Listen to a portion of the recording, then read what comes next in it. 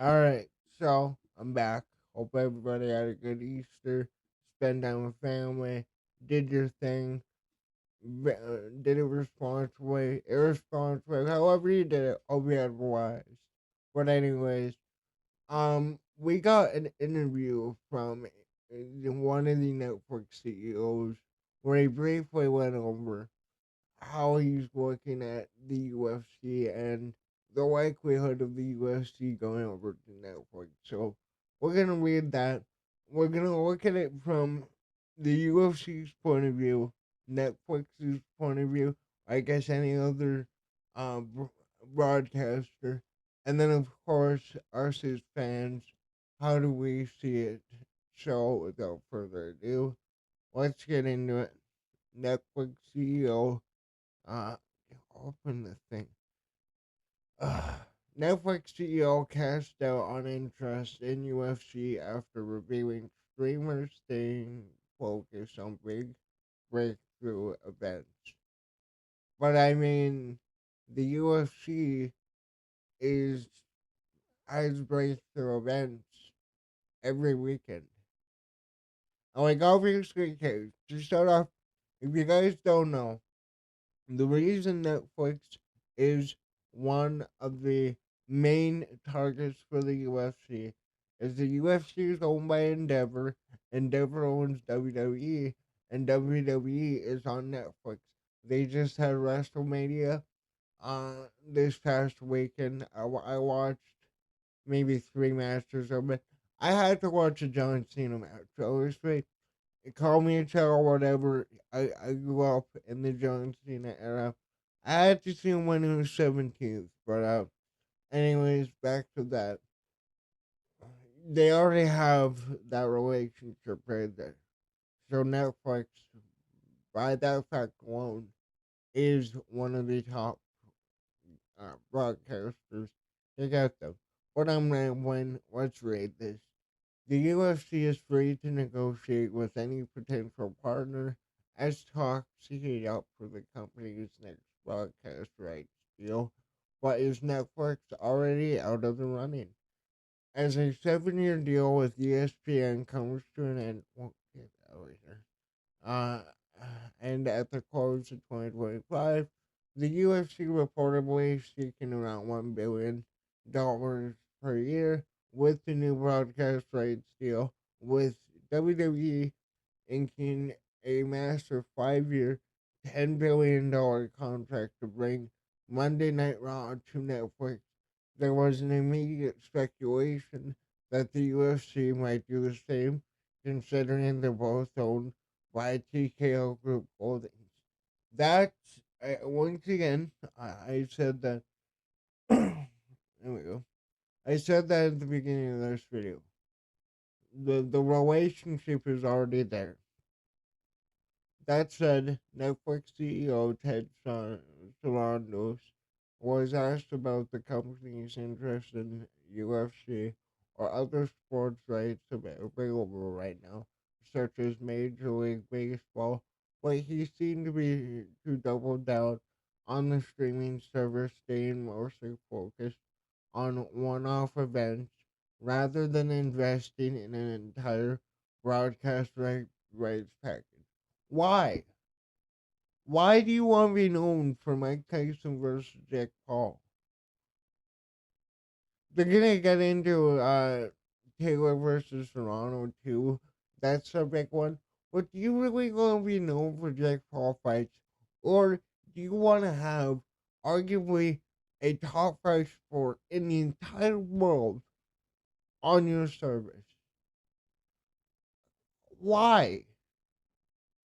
Um, I'm not going to comment on any of those specific opportunities at this time, Salondo said during a Netflix investors call when asked about UFC and other sports properties. But I will steer you back to the letter to show you that a live event strategy is unchanged. We remain really focused on the big breakthrough events. Our audiences love them. Did anybody love Jake Paul versus Mike Tyson. Again, I was one of the ones that thought Mike Tyson was gonna beat Jake Paul, but really, say anything we chase in the live event space or the sports space is a deal that would have to make economic sense as well. With live, live is a relatively small part of our content spend. We have about 200 million view hours, so small relative to view hours too. With that said, all viewing is not equal. What we have seen with live is this very outside positives around conversation and acquisition, and we suspect retention. We're really excited to keep building on that. What better way to do it than a top five sport in the entire world? The big breakthrough events in the past included the boxing match between Jake Paul and Mike Tyson that ended up producing more than 235 million watch hours. Yeah, everybody watched it. It wasn't a good pay per view though.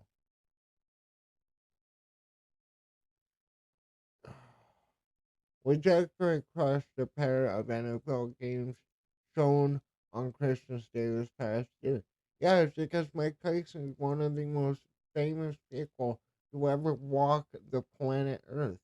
Netflix also benefited from the roast to Tom Brady, which was one night live event where comedians, former teammates, and even UFC CEO Dana White poked fun at the NFL legend. Next up for Netflix is a boxing rematch between Katie Taylor and Amanda Serrano in July from Madison Square Garden in New York.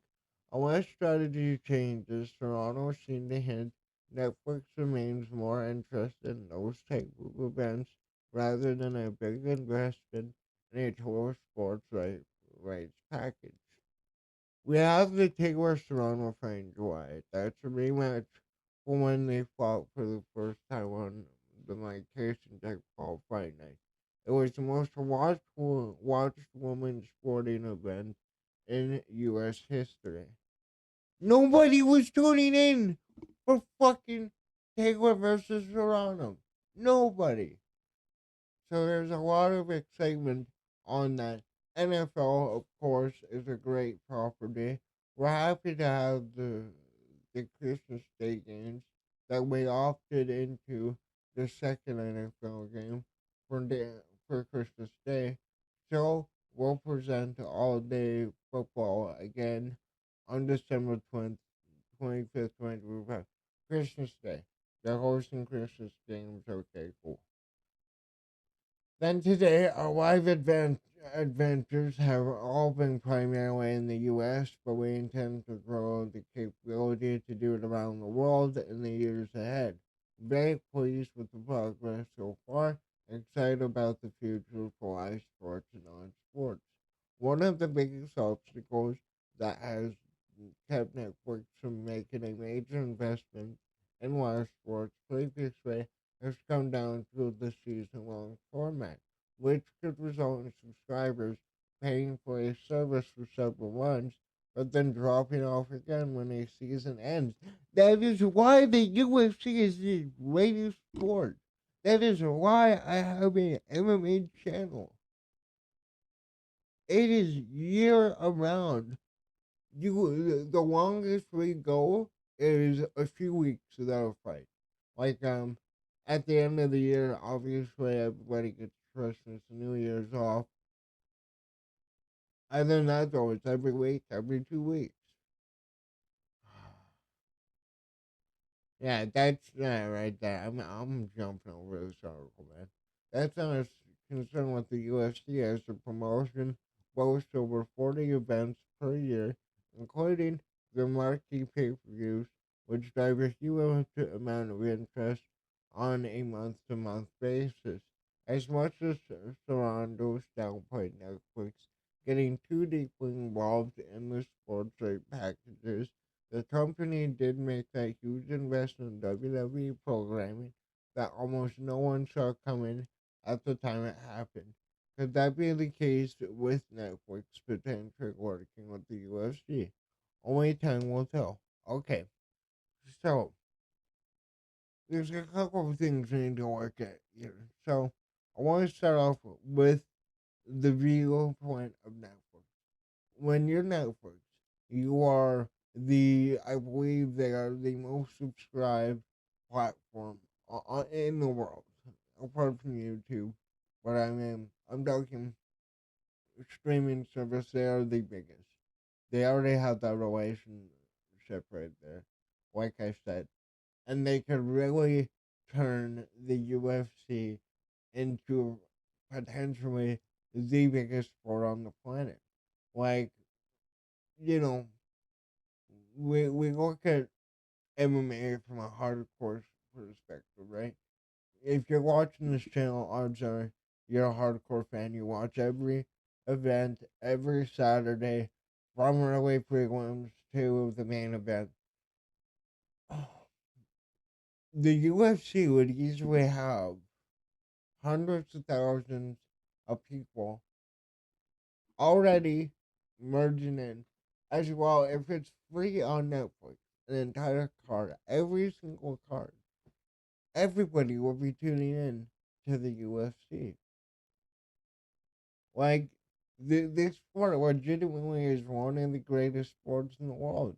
You know, we have our big stars, Conor McGregor. Everybody knows who Conor is. In recent history, it's been pretty negative, but you know, everybody knows Conor, good or bad.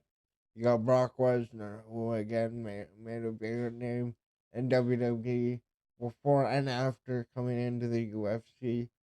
But like for us here, we want this sport to grow.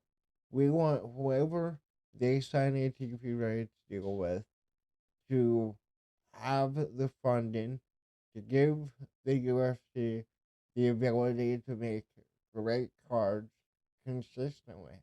And in the ESPN era, man, we've kind of struggled.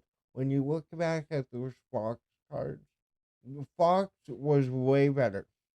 Fox had some of the greatest fight nights we have ever seen. Netflix can deliver that. Well, maybe, you know, maybe they're holding their cards when to make the play. You know, they came out of nowhere with buying WWE.